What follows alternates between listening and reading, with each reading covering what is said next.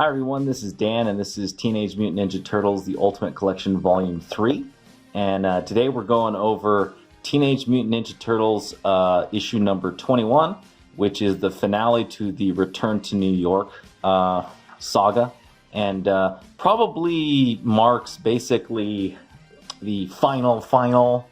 Even though I did say that way back when I did, I think, what did I do, like issue 9 or 11? But this actually is pretty much the end of Peter Laird and Kevin Eastman working together. So in the last issue, those of you who remember, we saw Zog, the Triceraton soldier, who basically was delirious and helped the Turtles make it into the lair of the Foot Clan. And in this one, essentially, Zog has just been killed by these essentially mutant shredders right here. Really cool designs, by the way. You got basically one with like 4 arms. You got another guy with like crab legs. You got this little midget dude with his basically 1/3 of Wolverine kind of look going on here. And here's the Turtles right here looking onto this like, oh shit, it's time to go. I always love how the Turtles emote so well in these old comics. So this is classic Eastman and Laird, just a lot of panels, not necessarily a lot of writing, but all of the panels are showing a lot of action that's going on right here. Some of them probably a little too much, in my opinion, but still this is excellent. See the Turtles flying around, 4-on-3. And the fight just gets on. I like how you see all these little nicks that they're hitting these mutants with, and it's not really stopping them. They're just they're fighting back. Like, what the hell are these things? You have Leo. He basically cut off his arms, and there's worms popping out of it, like freaking Nightmare Before Christmas style. I wonder, did that movie, the Nightmare Before Christmas, did it come out before this comic? Because this comic came out, 1989. So I wonder which one came out first. I think this one came out first. I wonder if who's his name, the director for that stole from Eastman, Laird. Anyway, can't afford to waste any more time. So here is a great scene right here. Raph basically dumps the rest of the Turtles to go chase after Shredder, and leaves them behind. And here's Leo, damn you, Raphael! And Raph is running away. Saki is mine. Not the rice wine. We're talking about Shredder, Oroku Saki. And then here comes Leo fighting back. We must stay together. So they fight off, and then he runs off to try to save Raph, where Mike and Donnie have to kind of hold their own against 3 of these crazies right here. And Raph kind of gets into a little trouble right here as he ends up running into Shredder's elite guard. I like these ninja designs. I like how he changes their costume design to signify that these are the elites. These aren't like your standard Foot Clan costumes. I like the robes right here and all the different weapons. They go at these creatures think, as Donnie and Mike have to fight off. And yeah, this is all just a collection of just typical silent storytelling, just your usual Kevin Eastman Laird, lots of fighting scenes right here. Some of this influenced by Mike Miller, not Mike Miller, Frank Miller. Jesus, like getting my head mixed up today. Look at this. Oh man, I like the split screen right here as you see them going at each other back and forth. Shank. And you get the last one with Leo defeating the leftovers of the guard right here. And he comes over to Raph like, you were a fool. And you get a great scene right here where Raph is basically admitting, one of his flaws. And it kind of goes back to the first issue where Raph was the hothead that beat up Leo and went on his own to get revenge on Shredder. And here Leo is kind of putting it back on its in perspective from the beginning, where he's coming in to save Raph's life and telling him, hey, life or death, we will not fail. And together we have to work together as a team, as brothers, right? So Raph runs off to go save Donnie and Mike, and Leo heads over to duel with the Shredder right here. I like how the midget, come here, you little puke, as Donnie tries to baseball bat him.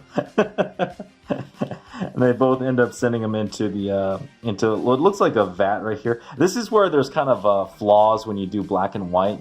Because there's just so much going on here, it's hard to tell what something is, from another, right? Like, it looks like they fell into a vat, but it's kind of hard to tell with the zipatone and the shading techniques that they're doing here.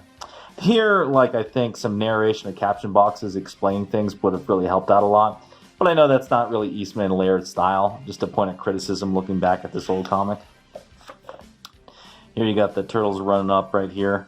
Look at the art as he's going through. You look at the foreshadowing here. Here's Shredder, meditating, waiting for his foe, and Leo as he takes out the last of the guards. Yeah, and then you got Mike and Donnie over in the background here. And here's again where captions would have helped. There's a lot of jumping back and forth between scenes, and because there's no color, you don't really know what turtle is what turtle in this instance. So again, caption boxes right here to explain things would have been really nice. You can kind of figure it out, but in a way, it would have slowed the issue down a little bit more, but I think it would have been better in the long run for clarity of storytelling. It's still a great issue, but the story would have been a lot nicer with some captions here and there. Yeah, look at that. Freaking, he gets a shuriken in the chest right here. And Raph finally shows up. Mike and Don are trapped. Too much open area to get them all. He's only got like 1 or 2 sides left, right? Then you see the 2 swords in the middle right here with the light showing down. And here comes Shredder, and it's a final showdown.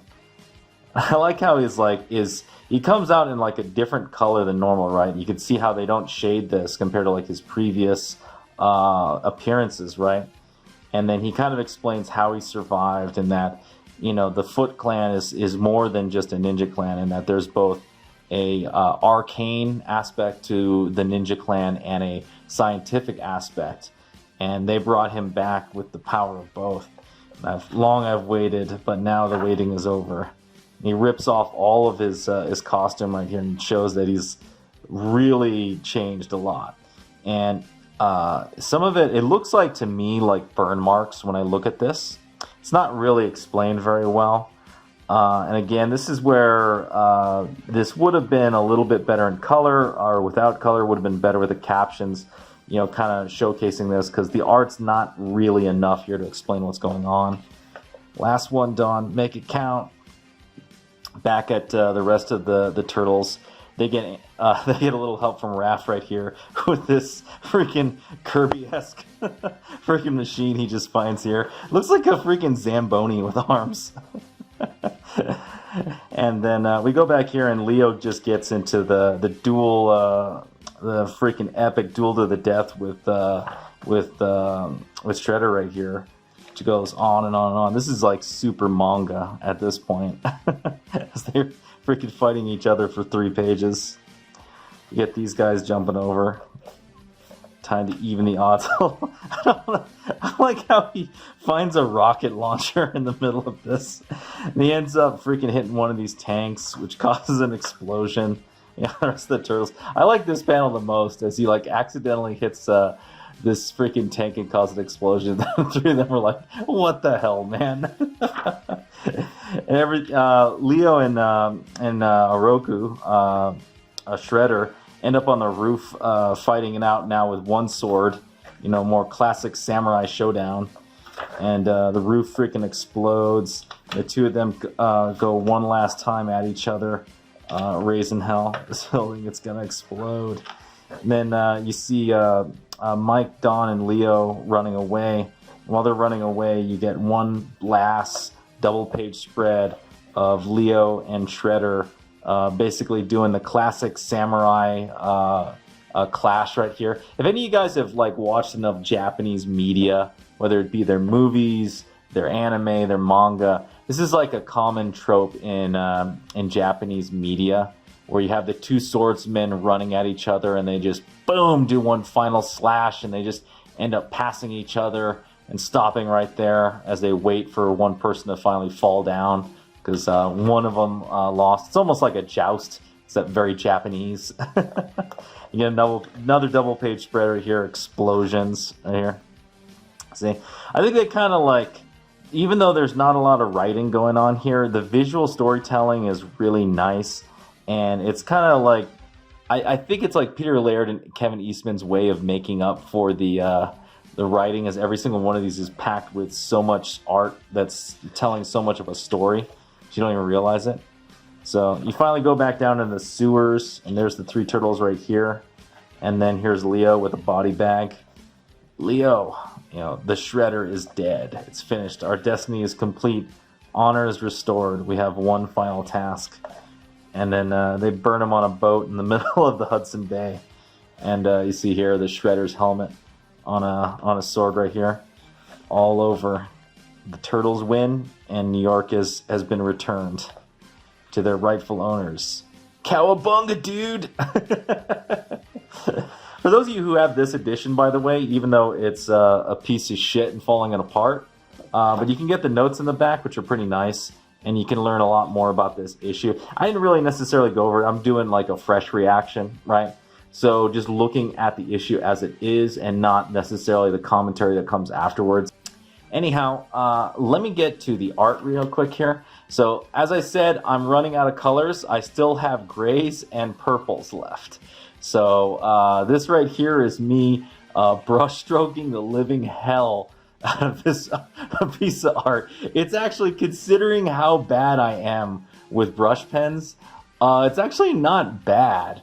But in hindsight, I definitely need to start doing more dynamic poses. I'm getting the feeling that my art's getting kind of stiff, and I got to really be careful about that and really get back to doing more dynamic stuff. I really got to make sure that characters feel like they're moving a little bit more here. I think last couple things I've been doing has been so stiff. It's not feeling like I'm really growing that much right here. So anyhow, yeah, there's Shredder right here. Did this with a brush pen and I think like 4 colors, and that was about it. So this is more of a callback to like the movies, really. Not necessarily the comics, but Shredder, my first introduction to him was the Teenage Mutant Ninja Turtle movies. And the original 90s movies, not that Michael Bay bullshit.